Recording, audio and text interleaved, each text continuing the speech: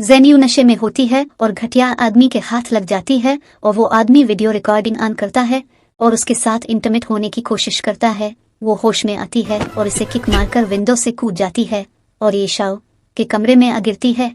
जेन्यू नशे में होती है और वो नशे में ये शाओ के साथ इंटीमेट हो जाती है और मोहब्बत का सिलसिला शुरू हो जाता है। सुबह जब वो जागती है तो इसे कुछ भी याद नहीं होता। वो खामोशी से वहां से निकलने की कोशिश करती है तो वो इसे ये कहकर रोक लेता है कि क्या तुम्हारा इसी तरह जाने का इरादा है। वो इससे पूछती है फिर कैसे। वो कहता है कल रात जो तुमने मेरे साथ किया, क्या तुम्हें जाने से पहले इसका हिसाब नहीं देना चाहिए? इसके पास ज्यादा पैसे नहीं होते। वो होशियारी से एक सिक्का उसके हाथ में थमा देती है और वहां से भाग जाती है और जाते हुए कमरे की लाइट भी बंद कर जाती है। शाओ होटल की सिक्योरिटी को कहता है कि कोई भी होटल से बाहर ना जाए, लेकिन वो सिक्योरिटी गार्ड को मक्खन लगाकर ये कहकर बाहर निकल जाती है कि बाहर उसका शौहर आया है और इसे इससे बात करनी है। वो इसे बात करने के लिए बाहर जाने देता है और वो सिक्योरिटी गार्ड को बेवकूफ के कर कार में बैठकर वहां से फरार हो जाती है। सिक्योरिटी गार्ड को शक होता है कि ये वही लड़की थी जिसे ये शाओ ने रोकने का कहा था। वो अपने साथियों से कंफर्म करता है कि ये वो लड़की नहीं थी ना। वो कहते हैं हाँ, मगर ये शाओ आकर कहता है कि ये वही लड़की थी जिसे रोकने का कहा गया था और वो उसे ढूंढने के लिए निकल जाते हैं, लेकिन वो इसे नहीं ढूंढ पाते। टैक्सी ड्राइवर इनको बताती है कि उसने कहा था कि उसके शौहर का किसी के साथ अफेयर है और वो इसका पीछा कर रहा है। ये सुनकर ये शाओ के गार्ड की हंसी निकल जाती है। मिस्टर ये शाओ अपने आदमियों से कहता है कि 3 मिनट के अंदर मुझे इस लड़की की मुकम्मल तफसीलात फराहम करो। आखिरकार वो इसकी लोकेशन फाइंड कर लेते हैं और जब वो वहां पहुंचते हैं तो उनके घर में पार्टी हो रही होती है और जब मीडिया वाले इससे इसकी स्टेप सिस्टर के अफेयर के बारे में सवाल करते हैं तो वो घबरा जाती है और दादी इसे संभालती हैं।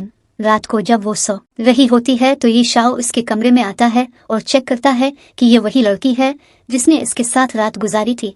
इतने में इसके फोन की बेल बजती है और वो बाहर चला जाता है। फिर हमें 5 साल बाद का मंजर दिखाया जाता है जहाँ ये शाओ का सिक्योरिटी गार्ड इससे कहता है कि मैंने सुना है कि तुम्हारे दादा ने तुम्हें शादी करने का टास्क दिया है, तो अब तुम क्या करोगे? इतने में उनकी नजर जेन्यू पर पड़ती है और वो चौंक जाता है। वहाँ उसकी सिस्टर मिस्टर हेन के साथ इससे मिलती है और कहती है कि वो और मिस्टर हेन जल्द शादी करने वाले हैं। जेन्यू इससे कहती है कि तुम तो 5 साल पहले भी यही कह रही थी। ये शाओ का सिक्योरिटी गार्ड उसे आकर बताता है कि आज रात जिंगवान होटल में मिस जेन्यू के लिए पार्टी रखी गई है। मिस्टर ये शाओ कहता है हम दोबारा मिलेंगे। जेन्यू की स्टेप सिस्टर अपनी माँ से कहती है कि अगर दादी ने कंपनी जेन्यू के हवाले कर दी तो हम क्या करेंगे? इसकी माँ इससे कहती है परेशान मत हो, मैं ऐसा कुछ नहीं होने दूंगी और आज रात में उसको बदनाम कर दूंगी। जेन्यू की स्टेप मदर एक आदमी से मिलती है और वो इसे बताता है इसने बार में मौजूद एक लड़की की नाजेबा वीडियो बनाई है और वो इस वीडियो को एडिट करके जेन्यू को बदनाम कर सकते हैं। इसके बाद वो दोनों इंटीमेट हो जाते हैं। ये शाओ ये सब ऑब्जर्व कर रहा होता है और फिर पार्टी शुरू होती है और दादी अपनी कंपनी जेन्यू के हवाले करने का ऐलान करती है और फिर दीवार पर लगी स्क्रीन पर एक वीडियो चलती है जो कि जेन्यू की बजाय उसकी स्टेप मदर की होती है, जिसमें वो एक आदमी के साथ जेन्यू को बदनाम करने की प्लानिंग कर रही होती हैं और फिर इसके साथ इंटीमेट हो जाती हैं। जेन्यू स्टेप मदर अपनी वीडियो देखकर वही बेहोश हो जाती हैं। जेन्यू रेस्ट रूम में जाती है और फ्रेश होकर वापस आ रही होती है कि ये शाओ उसे रुकने का कहता है।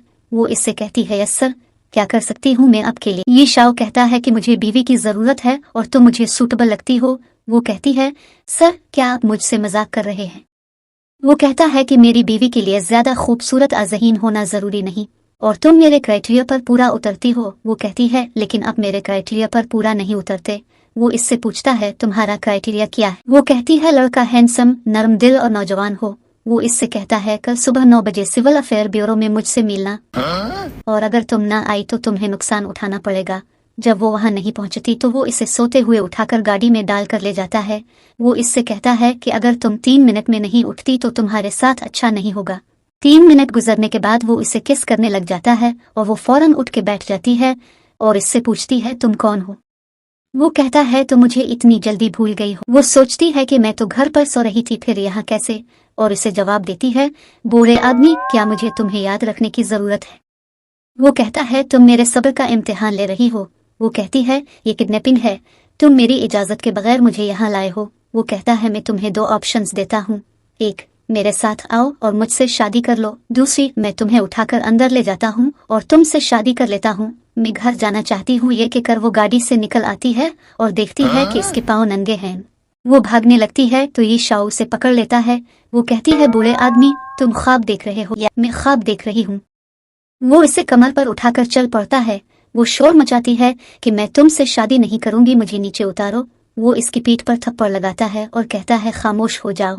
ये शाओ इसकी दादी से इसका रिश्ता मांग लेता है और उनसे कहता है मैं ज़ेन्यू को आज अपने साथ घर ले जा रहा हूँ। दादी कहती है ठीक है ले जाओ। वो उसे ले जाता है और घर में दाखिल होने से पहले वो इससे कहती है मैं कभी भी तुम्हारे जैसे बूढ़े और बदसूरत आदमी से मोहब्बत नहीं करूंगी। वो कहता है मैं ऐसा किया करूं कि तुम रजामंदी से मुझसे शादी कर लो। कहती है तुम जो भी कर लो मैं तुमसे शादी नहीं करूंगी। वो कहता है नोटी गर्ल, तुम्हें सच में सबक सिखाने की जरूरत है, लेकिन तुम मुझे इतनी पसंद क्यों हो? वो उसे किस करता है और कहता है तुम दुनिया की खूबसूरत तरीन लड़की भी नहीं हो, लेकिन मुझे तुमसे ही शादी करनी है और आज की रात अच्छी तरह सोच लो। वो चला जाता है और वो कहती है इस बूढ़े आदमी ने मेरी चुम्मी ले ली। अगली सुबह वो योगा कर रही होती है कि ये शाओ नाश्ता लेकर आता है और इससे पूछता है क्या सोचा तुमने? वो कहती है कि मुझे लगता है हमें मुआहिदा तय कर लेना चाहिए और वो इसे एक पेपर देती है और उस पर लिखा होता है कि तुम मुझे टच नहीं कर सकते, तुम मुझे किस नहीं कर सकते, तुम मेरी मर्जी के बगैर मेरे साथ सो नहीं सकते। और ये शाओ मुआहिदे पर साइन कर देता है। वो पिज़्ज़ा खा रही होती है और ये शाओ आकर उसे कहता है क्या पिज़्ज़ा नाश्ते के लिए ज्यादा ग्रेसी नहीं है? वो कहती है नहीं डार्लिंग, डार्लिंग क्या तुम काम पर जा रहे हो? वो इसके करीब आता है और कहता है हाँ। वो इसके साथ फ्लर्ट करने लगता है तो वो इसका हाथ पकड़ लेती है और कहती है डार्लिंग क्या तुम मेरे साथ कुछ करना चाहते हो? वो कहता है तुम्हें क्या लगता है? वो इसकी शर्ट के बटन खोलकर उसे सोफे पर गिरा देती है और उसके साथ फ्लर्ट करने लगती है तो ये शाओ को किसी की कॉल आ जाती है और वो चला जाता है। वो रात को सो रही होती है और ये शाओ इसके पास आता है और उसके बाल चेहरे से हटाता है। इसे फिर किसी की कॉल आ जाती है और ज़ेन्यू इसे तंग करने के लिए पीछे से कहती है ओ डार्लिंग। वो फौरन कॉल कट कर देता है और पलट कर देखता है तो वो ये कहते हुए करवट ले लेती है कि मैं नींद में बातें क्यों कर रही हूँ। वो इसकी पीठ पर थप्पड़ मारता है। ज़ेन्यू को इसके भाई की कॉल आती है और वो इससे कहता है WH ग्रुप के साथ इसकी कंपनी इत्तेहाद करना चाहती है। मैं आउट ऑफ कंट्री हूँ, क्या मेरी जगह तुम उनसे मीटिंग कर सकती हो? वो कहती है ठीक है। वो मीटिंग के लिए जा रही होती है जब ये शाओ भी वहीं आ जाता है। वो इसे देखकर सोचती है कि ये हर जगह मेरे पीछे आ जाता है। वो इसे इग्नोर कर के पास से गुजर जाते हैं। जब वो मैनेजर से मिलती है तो मैनेजर सलाम करने के लिए इसकी तरफ हाथ बढ़ाता है। पहले तो वो इससे हाथ मिलाने लगती है लेकिन फिर ये शाओ को देखकर हाथ पीछे कर लेती है। मीटिंग के एंड पर मैनेजर इन दोनों को लंच पे इनवाइट करता है। ये शाओ का सिक्योरिटी गार्ड मैनेजर से कहता है कि मिस्टर ये शाओ की दोपहर में एक मीटिंग है इसलिए वो लंच पर नहीं जा सकते। फिर मैनेजर ज़ेन्यू से लंच पर चलने को कहता है।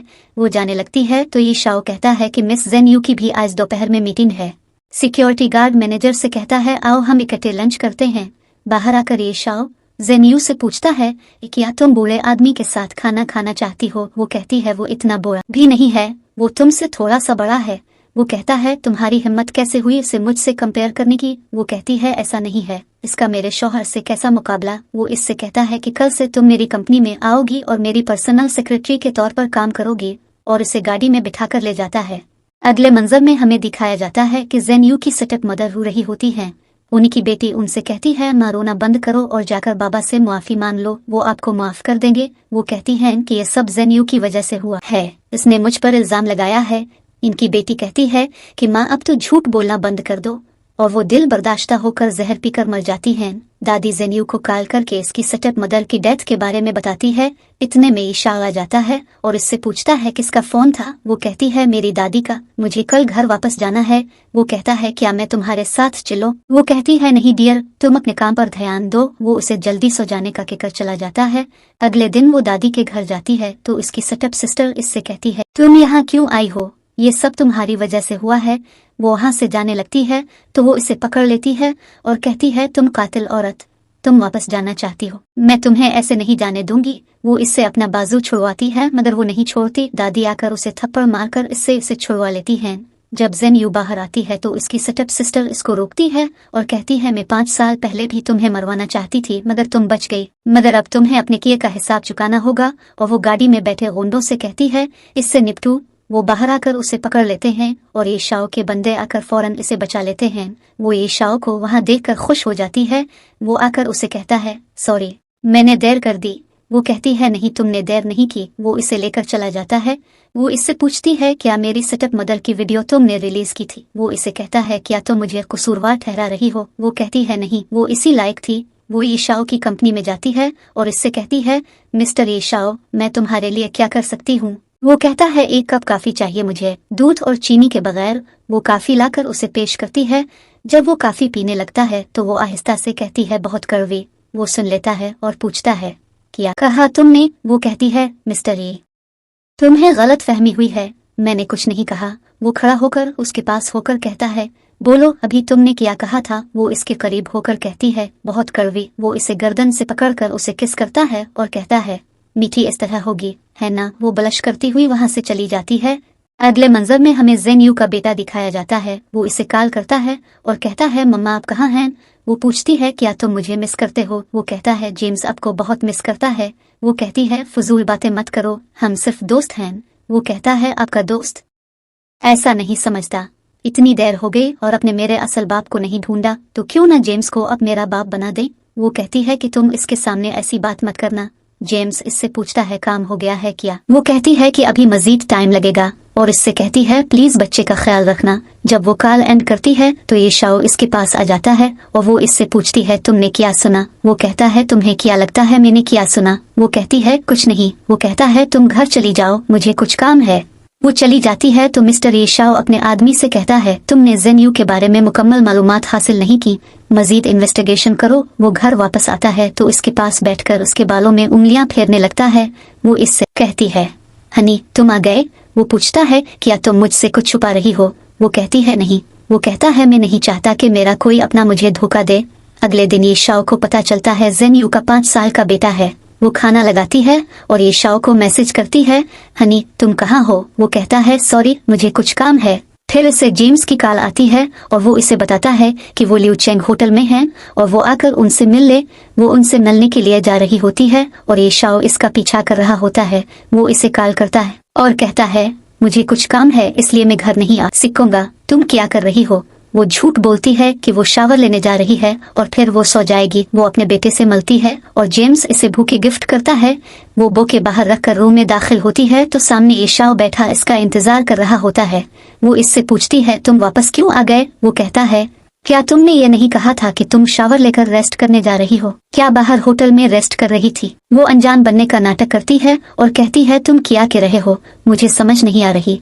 वो उसे चिन से पकड़कर उसे कहता है, तुम नाटक करने में काफी अच्छी हो, मत भूलो कि तुम मेरी बीवी हो, बाहर आवारा मत फिरा करो। वो कहती है, तुम्हें याद रखना चाहिए कि मैं तुम्हारी सिर्फ कॉन्ट्रैक्ट वाइफ हूँ। वो इसे सोफे पर गिराता है और कहता है, किसी भी औरत ने मुझे चीट करने की हिम्मत नहीं की, तुम पहली हो जिसने मुझे चीट किया। मैं तुम्हें और इस आदमी को नहीं छोड़ूंगा। वो कहती है, क्या तुम मुझ पे भरोसा नहीं करते। वो कहता है, क्या तुम इस लायक हो। वो कहती है, तुमने मेरी इज्जत करने का प्रॉमिस किया था। वो कहता है, तुमने भी कहा था कि तुम मुझसे झूठ नहीं बोलोगी। वो कहती है, मैंने क्या झूठ बोला। वो कहता है, आज रात तुम होटल में किससे मिलकर आई हो। वो मैं कहकर रुक जाती है और वो वहाँ से चला जाता है। अगले दिन वो ड्यूटी पर नहीं जाती और जेम्स के साथ बच्चे को घुमाने ले जाती है। बच्चा बहुत एंजॉय कर रहा होता है। ये शाओ को इसका सिक्योरिटी गार्ड आकर जेन यू की लोकेशन के बारे में बता देता है और वो भी वहाँ पहुँच जाते हैं। बच्चा खेल रहा होता है और वो दोनों आपस में बातें करना शुरू हो जाते हैं और बातें करते करते जब वो पलट कर देखते हैं तो बच्चा वहाँ नहीं होता। वो बच्चे को ढूंढने लग जाते हैं। बच्चा जेन यू की स्टेप सिस्टर के हाथ लग जाता है। वो इससे पूछती है, क्या तुम्हारी मोम का नाम जेन यू है। बच्चा पूछता है, क्या आप मेरी मोम को जानती है। वो कहती है, तुम्हारी मोम मेरी बेस्ट फ्रेंड है। वो बच्चे से कहती है, क्या तुम आइसक्रीम खाना चाहते हो, आओ मैं तुम्हें आइसक्रीम खिलाती हूँ। बच्चा समझदारी से काम लेता है और कहता है, मेरी मोम कहती है अजनबी लोगों से चीजें लेकर नहीं खाते। बच्चा खतरा महसूस करते हुए भाग जाता है। वो भी इसके पीछे चल पड़ती है। ये शाओ का सिक्योरिटी गार्ड बच्चे को अपने पास बुलाता है और पूछता है, तुम किसके बेटे हो, तुम्हारी माँ कहाँ है। इतने में जेन यू की स्टेप सिस्टर भी वहाँ आ जाती है और बच्चे को साथ ले जाने की कोशिश करती है। वो कहती है, मेरी दोस्त का बिगड़ा हुआ बच्चा है और बच्चे से कहती है, आओ मैं तुम्हें खिलौने लेकर दूं। मगर ये शाओ को इस पर शक हो जाता है। वो इससे पूछता है, इस बच्चे का नाम क्या है और उसकी मोम का नाम क्या है। वो कहती है, बच्चे का नाम ज़ाबे है और माँ का नाम बताना मुनासिब नहीं लगता। बच्चा ये शाओ को बताता है कि वो इस आंटी को नहीं जानता। मोम ने कहा था कि अजनबी लोगों के साथ नहीं जाना। ये शाओ गार्ड से कहता है, पुलिस को कॉल करो। गार्ड इससे कहता है, बोस ये खूबसूरत लड़की ह्यूमन स्मगलर नहीं लगती। वो उनकी बातें सुनकर वहाँ से फरार हो जाती है। वो दोनों बच्चे के साथ खेल रहे होते हैं जब जेम्स वहाँ पहुँच जाता है और बच्चे से कहता है, तुम यहाँ क्या कर रहे हो, तुम्हारी मोम परेशान हो रही है। वो जेन यू को कॉल करके वहाँ बुलवा लेता है। ये शाओ वहाँ से जाने लगता है। जब जेन यू दौड़ती हुई बच्चे के पास आती है, बच्चा उसे बताता है कि इस अंकल ने मुझे बचाया है। वो थैंक यू सर कहती हुई पलटती है तो सामने ये शाओ खड़ा होता है। वो बच्चे को घर ले आते हैं और जेन यू ये शाओ को बताती है कि ये मेरा बच्चा है। वो पूछता है इसका बाप कौन है। वो कहती है मैं नहीं जानती। वो पूछता है फिर जेम्स के साथ तुम्हारा क्या रिश्ता है। वो कहती है हम सिर्फ अच्छे दोस्त हैं। बच्चे की खबर सुनकर रिपोर्टर्स जेन यू को घेर लेते हैं और इससे पूछते हैं क्या ये सच है कि तुम्हारा लव चाइल्ड है, क्या बच्चा तुम्हारा है। ये शाओ भी वहाँ आ जाता है और जेन यू इससे कहती है मुझे यहाँ से निकालो। ये शाओ रिपोर्टर्स को बताता है कि बच्चा मेरा और जेन यू का है। मैं नहीं चाहता कि लोग हमारी जाती जिंदगी में मुदाखलत करें और जेन यू को उठाकर वहाँ से ले जाता है। रिपोर्टर्स को बुलाने वाली जेन यू की सेटअप सिस्टर थी ताकि वो इसे बदनाम कर सके। जेन यू ये शाओ से पूछती है तुम्हें कैसे पता चला बच्चे के बारे में। वो कहता है कि मुझे जेम्स ने बताया और वो इसे सिक्का दिखाता है जो इस रात जेन यू ने इसे दिया था और फिर हो जाती है हैप्पी एंडिंग।